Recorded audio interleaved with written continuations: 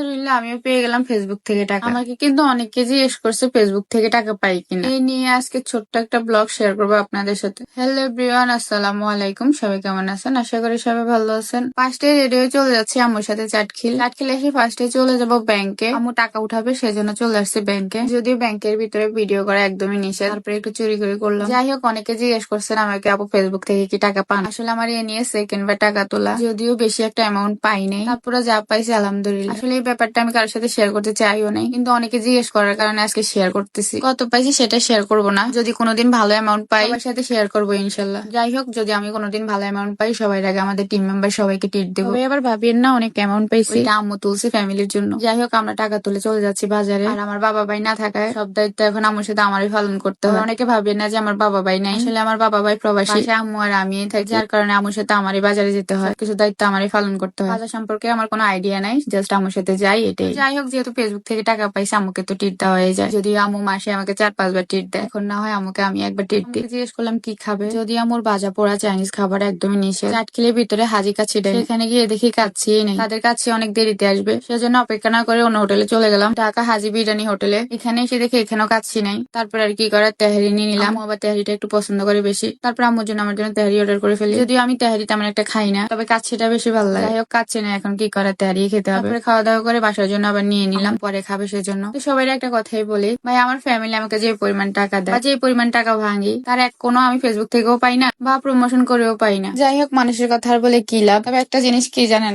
আমি কখনো কারো পিছে লাগিও নাই, কে কি করছে কখনো দেখিও না, কিন্তু কেউ আমার পিছে লাগলে আমি তার একটা কথা বলে তবে তাকে ছেড়েও দিই না। যাই হোক, সবাই ভালো থাকুক, আমাকে ভালো থাকতে দেন। আমাকে বেজাল করতেও চাই না, বেজালা জড়াইতেও চাই না। তো যাই হোক, ভিডিওটা ভালো লাগলে লাইক কমেন্ট শেয়ার করবেন। তো আজকের ভিডিওটা এই পর্যন্তই, সবাই ভালো থাকবেন, দেখা হবে পরবর্তী কোনো ভিডিওতে। আল্লাহ হাফেজ।